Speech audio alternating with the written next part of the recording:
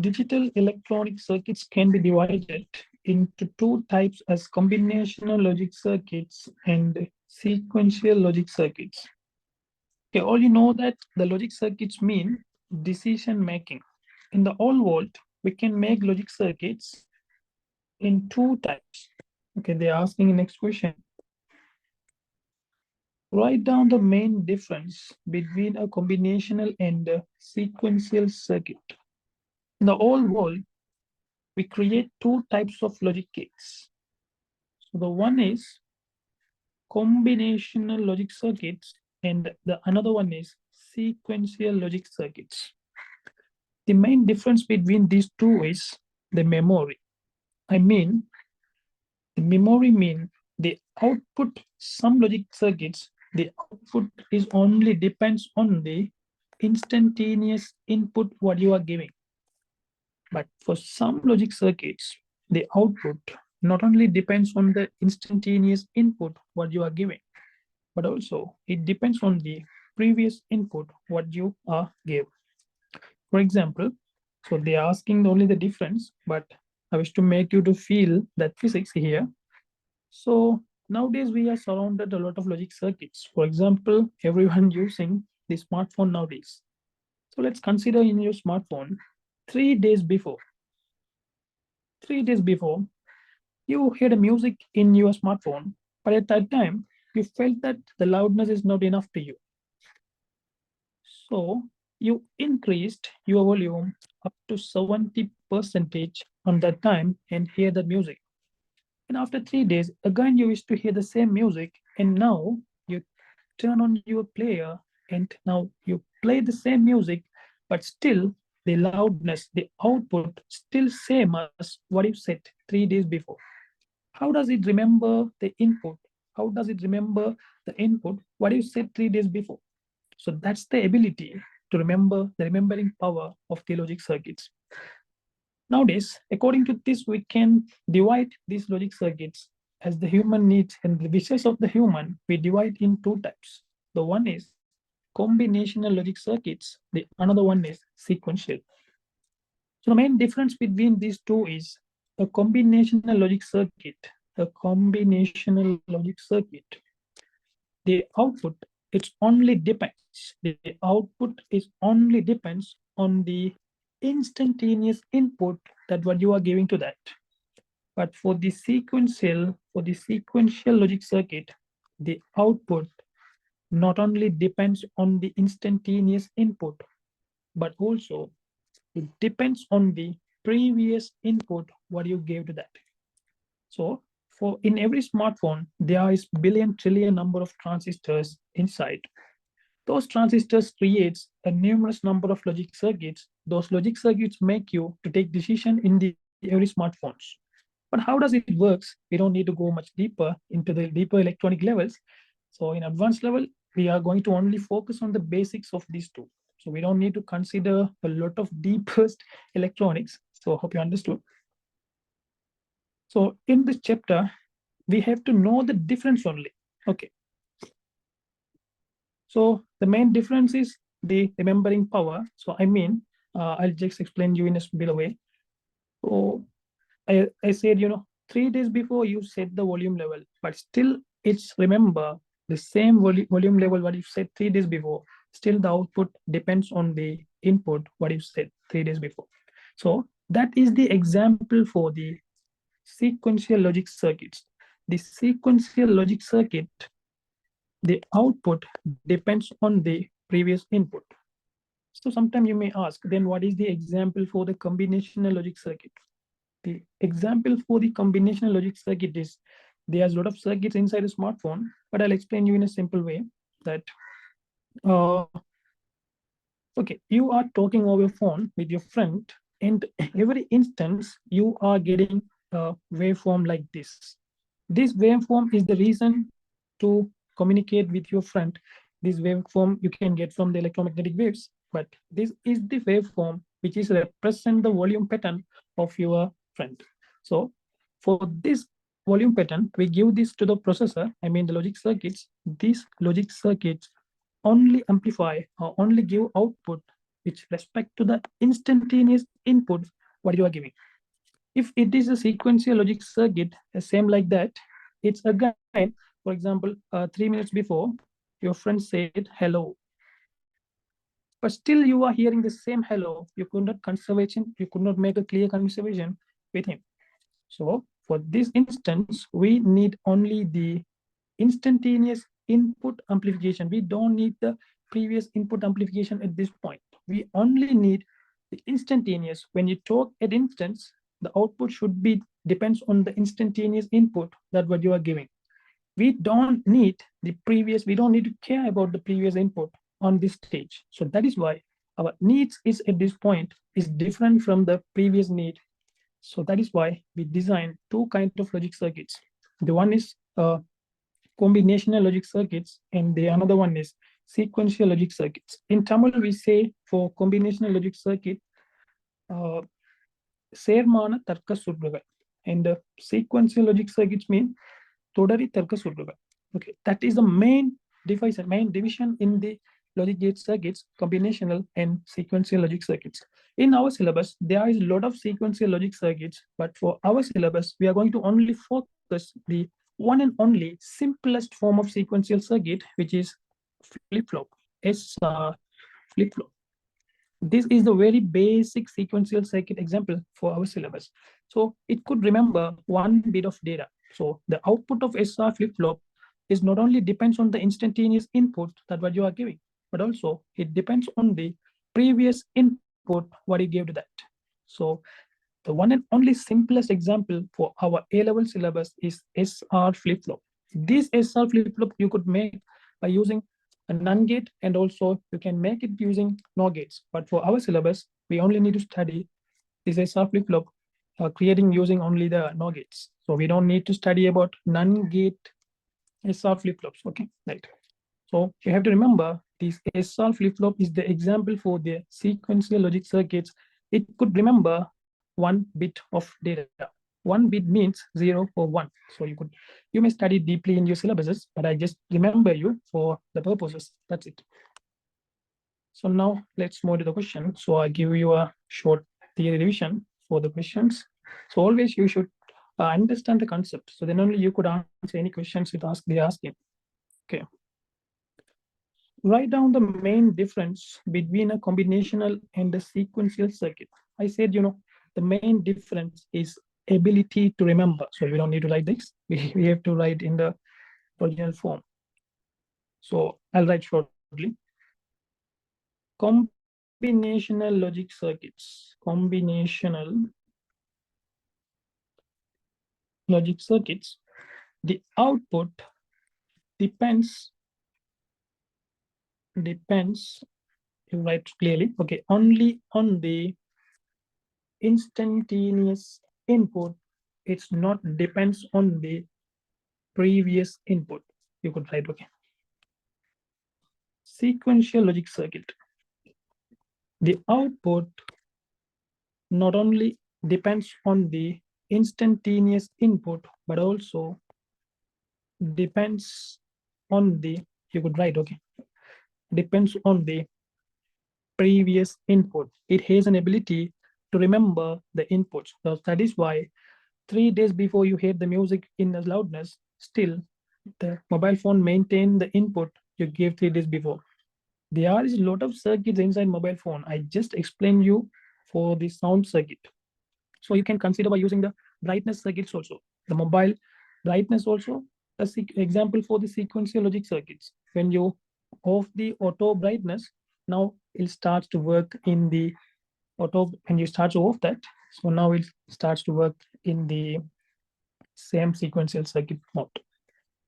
Okay, that's the deep of electronics. We don't need to go so deep. So let's move to the next question. Name 2 types of fundamental electronic items which are used to construct these circuits. You know that the logic circuits creates ICs, integrated circuits. So inside ICs, there is a lot of logic circuits. Those logic circuits are created using transistors. Okay, number 2, transistors, diodes, resistors. So there's a lot of examples we could write. Third one, draw a circuit diagram of NOR gate. So that's a simple question. You know, the NOR gate, we denote the NOR gate like this. Okay. Fourth one, below shows an incomplete, okay, draw a circuit diagram using NOR gates to obtain the function of SR flip-flop.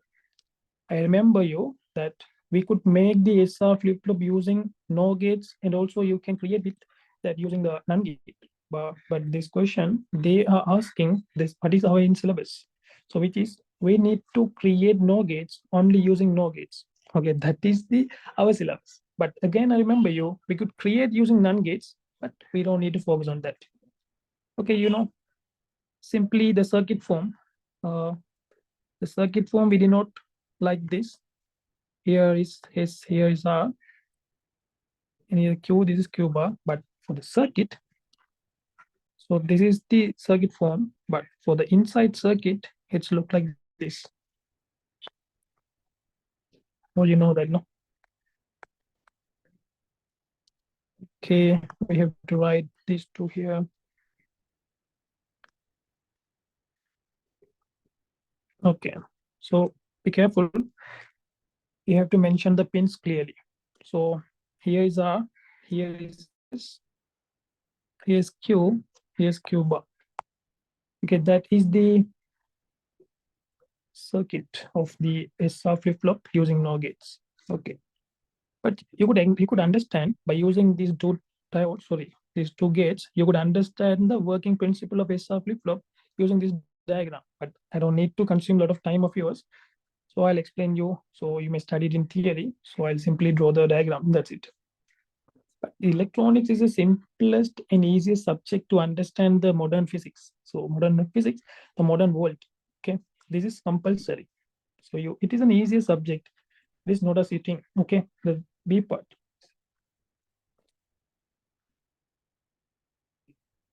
Below shows an incomplete truth table of SR flip-flop. Draw the given table on your answer script and fill in the blanks. Okay, usually SR flip-flop contains two input pins. So therefore you can create four number of different input patterns. So those input patterns you could observe in this data. So they are asking the outputs for the every instances. Or when S is 0 and R is 0, the Q will be not change state. So remember, when S0, R0, this is the condition where the SR flip-flop starts to work as the memory power. So at this condition, the output will not change. It is still same as the previous output what was. If the previous output was 0, and again these states becomes to S in 0 and R0, so still the output will be 0, 0, still maintain 0 until you press any other buttons.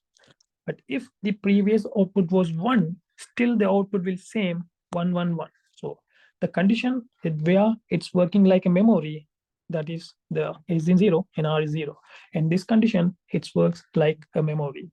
That is why we denote that no change. Okay. For reset 1, whatever, when you reset is 1, the output will become 0. When set is 1, the output is 1, the output will become 1. That's it. So when the set is 1, the output will become 1. But after the instance, this flip-flop will enter into the S is 0 and R 0. Again, it is maintained as the previous output. So that is the beauty of SR flip-flop. S is 0, R is 0, that is not valid state. I mean, you could not press same button at instance. So that is a beautiful story in this flip-flop. When you understand the theory, you could easily understand this box. I mean, this law you can feel easily. Okay. I hope you all studied the theory well. So let's move to the next question.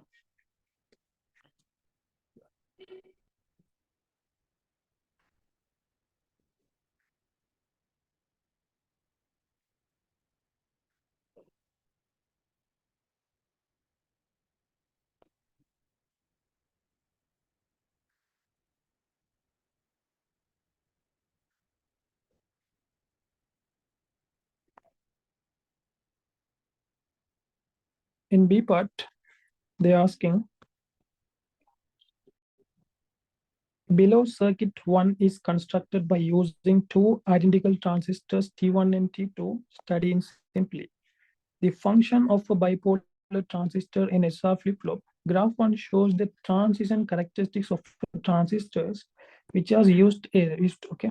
S1 and S2 are two button switches. The button switches are constructed as when the switch S1 press X and Y are connected with each other, and when the switch S2 press M and N are disconnected with each other. When the potential of the Y and N are 5 voltage, transistors T1 and T2 are slightly saturated respectively. The relevant VBE values for the transistors are 0.7 voltage. So, or you may study the theories. So I am just going to explain you the answers because I have a limitation in timing. So that is why I'll only explain you the answers. Okay. When you are doing electronic question, you have to write the paragraph they are giving. So because they give some ideas from that paragraph, so therefore you know in market we can buy a numerous number of switches according to we needs. So sometime when you push, it starts work time. When some switches are available, when you touch it, it starts to work, and when you touch it again, it will go off. So that is depends on the switches.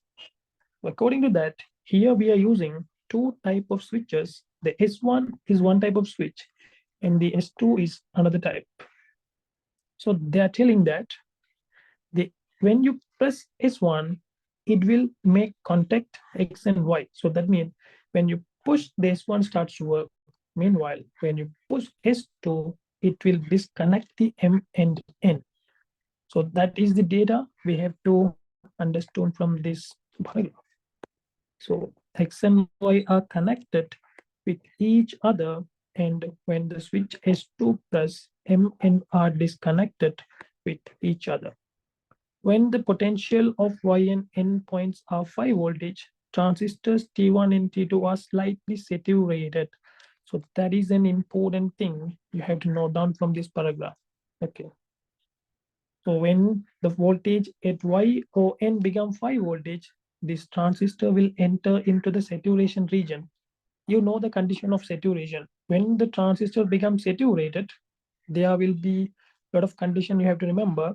So when the transistor enters into saturation region, further increase in the IB will not affect the IC. So that's what we call the saturation region. Okay. So let's move to the question. Mention the used transistor for this above circuits is NPN and PNP. Okay. To identify the type of transistor, you have to observe the diagram. So by observing this diagram, you can easily identify the emitter pin by using the arrow mark. So usually we denote the transistor like this. You know it. So this pin will be base, but if you want to identify which is emitter, which is collector, so you have to see where is an arrow mark. Okay, I write arrow mark it here. So therefore this will be the emitter and this will be collector. If I denote this arrow mark at this pin, so it will be the emitter, it will be the collector. Okay, you can identify the emitter pin by using the arrow mark, but also you could identify the type of transistor by looking the arrow mark direction. When the arrow mark is away from the base, it means it is NPN transistor. When the arrow mark towards to the base, when the arrow mark denotes towards the base, it is denote that PNP transistor. But usually we use only NPN transistors in so many circuits because the mobility of electrons is high, you know. So usually we use NPN transistors highly. So, but the reason is the mobility of electrons is high when compared with the holes. Mention the used transistor for the above circuits is NPN, PNP. These both transistors are NPN because the arrow mark in the emitter terminal is away from the base. So that is why these both are NPN. What is the configuration of the transistor which is applied in the above configuration? You know the transistor we could use the transistor in 3 modes. The one is the configuration is common base, common collector, common emitter. But for this circuit, you could observe that we are giving input to the base and the here is earth. So the emitter still using the common circuit, common line for the input, but also you are taking the output between these collector in the emitter. So therefore, in this scenario, you are using the emitter as a common line. So for this transistor circuit, we are using common emitter configuration. What is the configuration of transistor which is applied in the above circuit? Common emitter configuration. Good, right, okay. Configuration. What are the three main regions which can exist in a transistor according to the above graph? Okay, by observing this transistor, you can conclude that initially there's no IC, so that means it is a cutoff region. Cutoff region. So this is the active region. So the active, where is in the active region, this transistor acts as an amplifier. So because in the active region only you could control the IC by changing the IB. So that is why the transistor enters into the amplifier. But after when you increase IB, there's no change in IC. So this is the saturation region. Excuse me. Okay. Okay.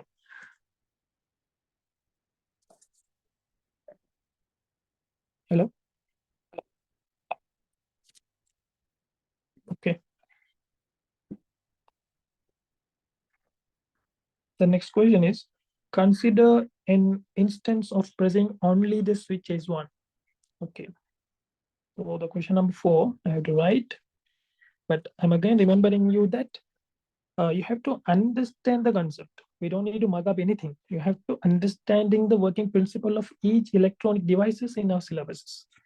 Right. Then what is the potential of Y? So in fourth question, they are asking when you press this switch S1, when you press this switch S1, you have to conclude the ideas that what is going to happen. So when you press this S1, these X and Y will be connected. When you connect these two, the voltage on this Y will be 5 voltage, 5 voltage, 5 voltage, 5 voltage, 5 voltage. This wire still maintains the same 5 voltage because of that is the same wire. Okay, when you press this S1, the X and Y will be connected. So therefore, you can identify the voltage in the Y will become 5 voltage. When the voltage in the Y become 5 voltage, they mention that when the potential of Y and N points are 5 voltage, transistor T1 and T2 are slightly saturated. That means when the 5 voltage applied on the point Y, the transistor will gain the maximum current, maximum IC current. Okay. So that you have to decide by using the data and the circuit. Okay, then what is the potential of Y? That's a simple question. When you switch on X and Y, when you connect that, the voltage in the Y will get 5 voltage. Okay, that will become 5 voltage.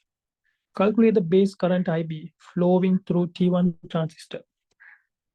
Okay.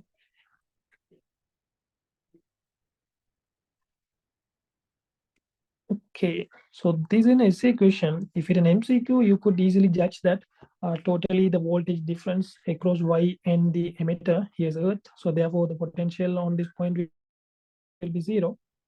So here's 5 voltage. So you could easily judge that. In total 5 voltage, there's a voltage drop with this VBE is 0.7 voltage. They mentioned here. So in this line, totally 5 voltage drops. In VBE, they lose 0.7 voltage. So therefore, the voltage difference across these 43 kilo ohms will be 4.3 voltage. And you could easily get the current through IB if it MCQ. But for an exam, you have to show the steps. So therefore, I'll drawing the steps to get the full marks. So that is why I'm writing for this question number. The question number 4.2. Okay. 4. Calculate the base current IB flowing through transistor when S1 switch is pushed. So you know when you press the S1, the X and Y will be connected. So when there will be IB, so you could allow the current passing through IB. So when there's IB, this transistor starts to work. Okay. So we have to write that 5 voltage is equal to IB into 43 plus VB. So you have to show the steps for these equations. Again, I remember you, if it is MCQ, you could directly get the answers by only seeing the circuit. But for ESSAYS, we need to show the steps. 5 voltage. And 5 minus 0.7 will be IB into 43. So IB will be equal to 4.3 over, be careful, 43 kilo ohms. Therefore, I'm putting 10 to the power 3. So the answer will be 1 over 10. So that means 0.1 milliampere current will be the IB for the instance where you press the S1. What is the current flowing through R1 resistor? Okay, so that's a good question, you know. When you press the S1, they mention in the paragraph that when you press that, this transistor will enter into the saturation region. In a saturation region, this transistor works like the transistor allow to pass the maximum current of IC. You know, in the saturation region, the voltage difference across VCE will become 0. In reality, it could be 0.1 voltage, but mostly the VCE voltage will become 0 voltage. Okay. In the saturation region, there is no voltage difference across the VCE. But you would see in the circuit, there is totally 5 voltage difference in this total line. So I mean, in this total line, totally 5 voltage drop across this line. So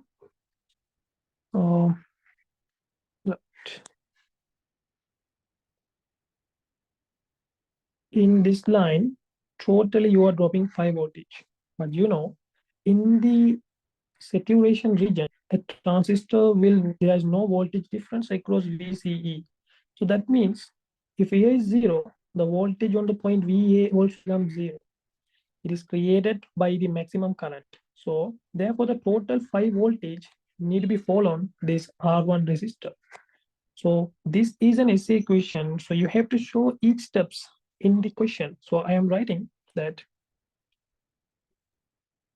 they are asking question number 3. Okay, we done 2. What is the current flowing through R1 resistor? Okay, you have to show the conditions. That's why you are taking those decisions. So I'm mentioning here, if the voltage Vy is equal to 5 voltage, transistor will enter into the saturation region. Okay, you could write, okay. So in saturation region, the VCE will become 0. You could explain like this. So then only you could get full marks. Okay. You need to explain this. But shortly you can write that, okay, the voltage difference across the R1 is 5 voltage and the resistance is 5 ohm. So you could easily, for MCQ, you could easily do this. But for essays, we need to show these steps. So that is why I'm showing steps. Okay. We see, and also the IB is maximum. So the VCC is equal to ICRC plus VCE. So now the 5 voltage will be equal to the IC into RC, means 500 ohms, plus 0. I'm putting 0 because of this transistor still in the saturated region. So that is why I'm putting VC 0. If it is an active region, you could not judge this as 0. You have to identify the VC voltage according to the data sheet of the transistor. So IC will be equal to 5 over 500. So you can do this maths and you will end up with 1 over 1000. So which means 10 over 1000, yeah, 10 milliamperes. So the IC I mean the IC max because this transistor is in the saturation region. So therefore, this is the maximum IC that this transistor could allow to pass through VCE. So that's it. So what is the current flowing through R1 resistor? Fourth, calculate the collector emitter voltage VCE of P1 transistor. You know, this transistor, when you press the switch S1, this transistor will enter into the saturation region, which means the VCE will become 0. Again, you have to show the reasons. That's why you are writing VCE 0. So I'm denoting that here. Fourth part. In the saturation region, you can write because of the saturation region. Because of the saturation, VCE will be equal to 0. That's it. Hence, calculate the potential of A, VA. So they are asking if we press the switch S1, what is the voltage at the point VA? You can easily know when in this transistor in the saturation region, the voltage difference across the VCE will become 0. So therefore, we have eighth place. So therefore, the potential on this point will be 0, and there is no voltage difference across the transistor. So therefore, the voltage in the VA also will be 0. So that is what they asked. Hence, calculate the potential of A. VA. VA will be 0 voltage, but you have to explain everything shortly. Okay, fifth one. Obtain a value for the potential of B when pressing the button switch S2. So again, they are asking, when you press the switch 2, what will be the voltage on the point B, BB? Okay. By looking up this circuit, you could understand that there is, okay. So when you press this S2 switch, the wire will be connected to this line, and the same 5 voltage will be maintained at this point. But they mentioned in the question that when you press this S2, it will disconnect these two pins. I mean, this M and L will be disconnected when you press the S2. So when you press the S2, there will be the no current in the base. So which create IB will be 0. If you press the S2, the IB will 0. If the IB is 0, there will be no current, which means if IB 0 for a transistor, the IC also will become 0. This transistor will enter into the cutoff region. In the cutoff region, if IB is 0, there will be the no IC. If there is no flow of IC, you can see here's 5 voltage. So this 5 voltage will be here. So this is the collector.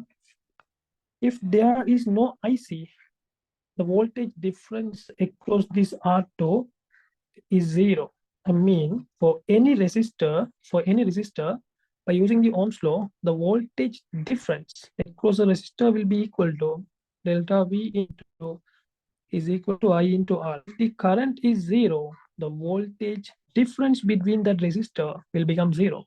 So therefore, by concluding, you can conclude by the data they are given is when you press S2, the IB will become 0. If IB 0, this transistor will enter into cutoff region. So therefore, the IC also becomes 0. If the IC becomes 0, the R2, the voltage difference is R2 will become 0. So therefore, still the 5 voltage on this point will be same as the voltage on the VB. So in the VB voltage, 5 voltage when you press S2, but transistor is in the cutoff region. So they ask obtain a value for the potential of B when pressing the button switches to. If you write, you can easily write 5 voltage. But again, I mentioned you that you have to tell them why are you taking those decisions. So you have to explain in this way or get a full marks for these kind of questions. So wait.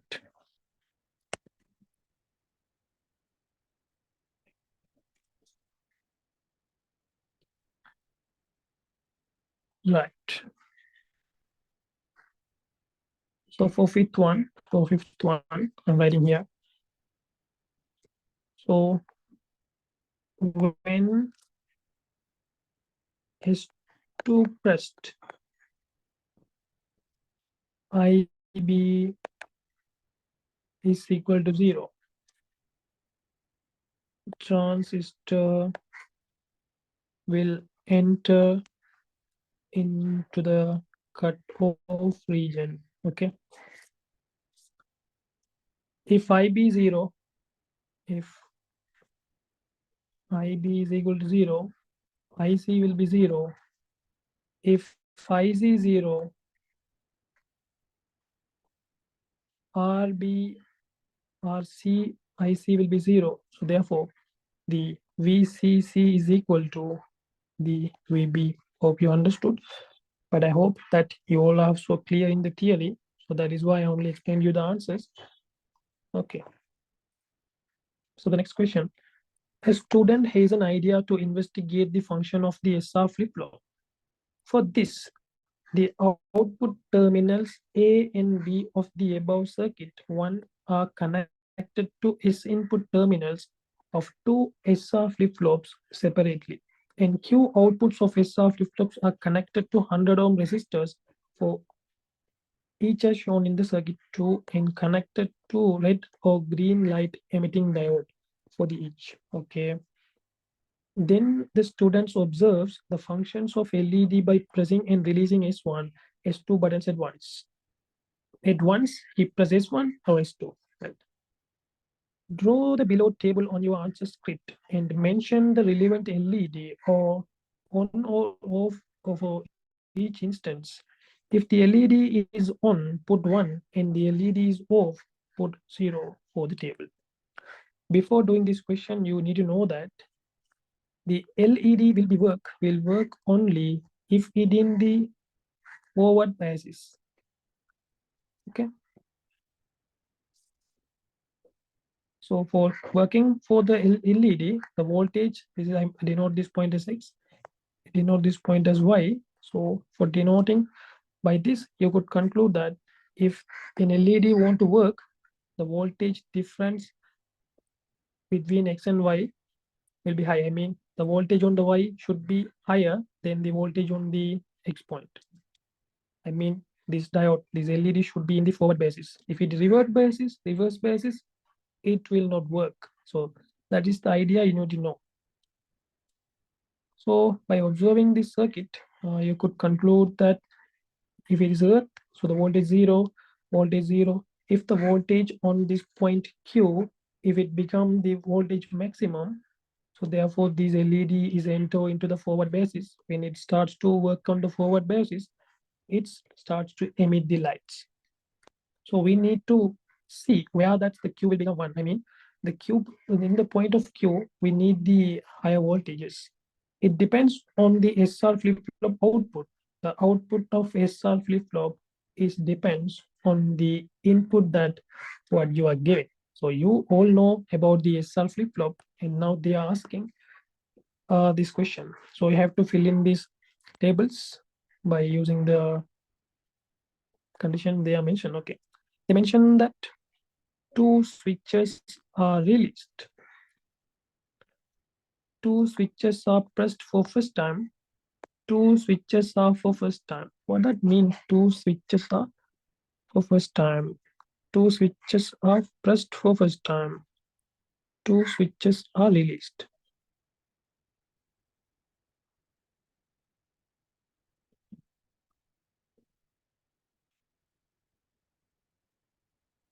Okay, we could not conclude. There is a minor the lack of clarity.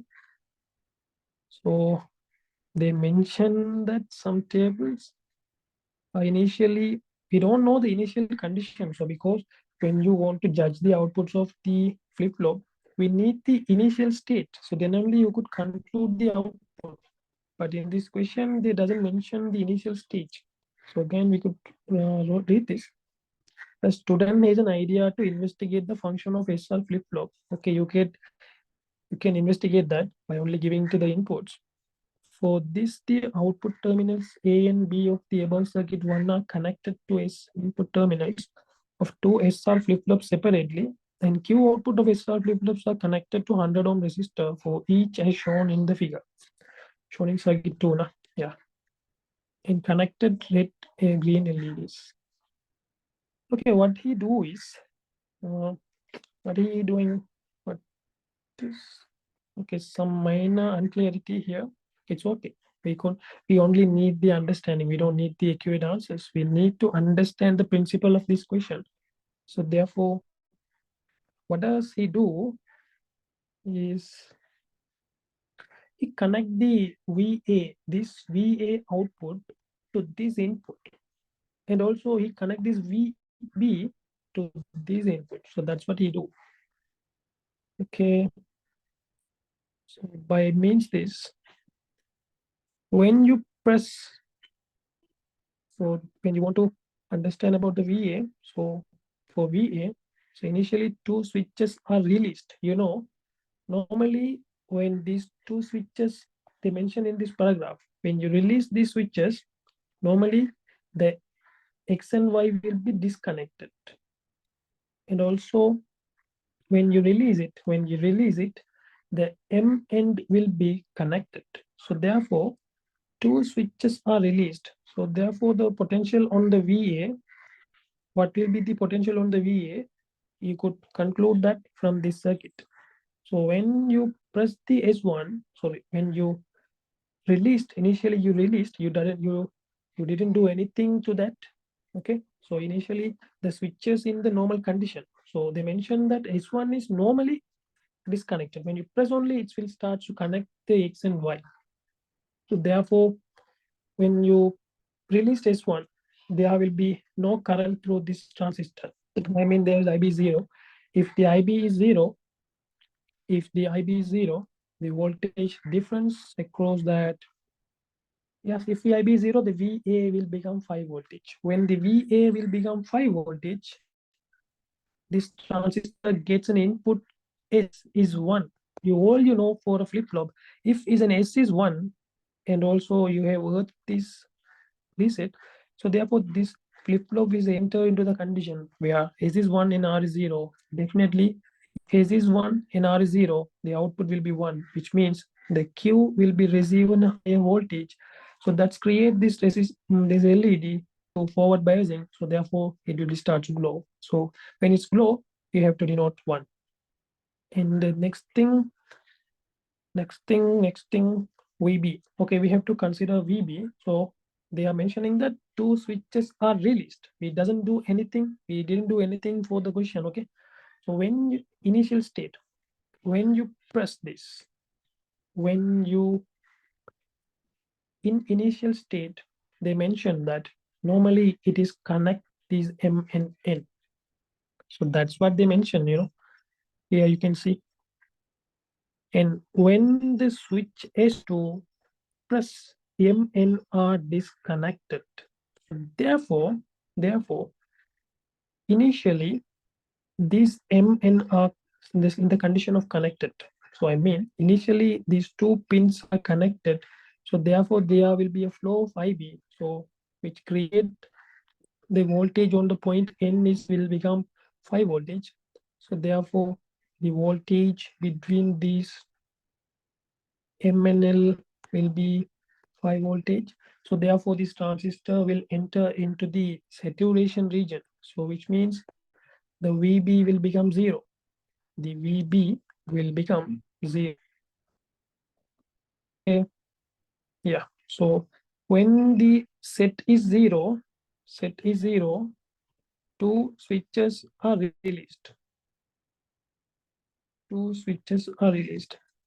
So I mean that is the initial condition. Okay. So that is the initial condition. So when two switches are released, you need to know that the set button here will be 0. So the output on the VB will be 0 because when you normally these two will be connect these M and N. So therefore again I remember you again M and be connected. So therefore the voltage on the point N will be 5 voltage. If it is 5 voltage, this transistor will enter into the saturation region, so which create the voltage difference on the R2 will be 5 voltage. So therefore the VB will become 0. When the VB is become 0, the S is 0. So initially when the S is 0 and the R is also 0, so there is no change state it is. So we don't know what is the previous output was. So that is why if it is the starting point, the output will be 0. That's it. Okay, now two switches are pressed for the first time. Okay, now we press these two switches. You know, when you press S1, when you press S1, the VA will become 0. The VA will become 0. This is a good question to understand the flip-flop. So you have to understand about the switches first. Then only you can conclude the about the VA and VB. So first time we are pressing the S1. You know, when you press this S1, the voltage on the Y will become 5 voltage. When the voltage on the point Y, if it is become 5 voltage, the VA will become 0 voltage because this transistor will enter into the saturation region. So therefore, now you are giving S is 0 and R is 0. When you push switch S1, the VA will become 0, which means the set terminal is getting 0 and also R is also 0. But now you know this is flip-flop. When the sets next time this set is getting 0, that is the beauty of the flip-flop. It doesn't change when the condition of S0 and R is 0. The flip-flop output still remain as the same, what is equal to the previous output. I mean, again, the set is 0 and R is 0. The output doesn't change. I mean, no change state, which means the output still same as the previous instance output. The previous instance, the output was 1. So therefore, two switches are pressed for first time. Still, the red LED will glow. That is 1. Okay. Same time when you press the green LED, you know, or same time when you press S2, yes, when you press S2, this N will be disconnected. So therefore, the voltage difference, sorry, the voltage on the point N will be not 5 voltage. There is no flow of IB. If there's no IB, this transistor will enter into the cutoff region. If it is enter into the cutoff region, the VB will be 5 voltage. When the VB will be 5 voltage, this VB is getting 5 voltage, which means the set button of this SR flip-flop is 1. When you give set it the 1 to set, this transistor, this SR flip-flop allows to Q will be maximum voltage. Therefore, this LED will become into, yes, this LED will become into the forward biasing. So therefore, it starts to glow. So the output is 1. When they mention if the LED is on, put 1, and the LED is off, put 0. So that is what they mentioned. So that is why I'm putting 1 and 0. Which I'm putting 1, which means it's glows. Right. Two switches are for first time. Okay. So initially, the question is, initially, the all states are respect to this circuit. But after we are pressing the switch, and after we are leaving those switches, and the circuit still enters into the previous state, and what is the output when it enters into the previous state? So this is a good question they are asking about flip-flop. I mean, when you, okay, when you release it, yeah. So when you release it again, still you have to consider when you release it again, two switches for first time. I mean, it means the switches are getting this condition again.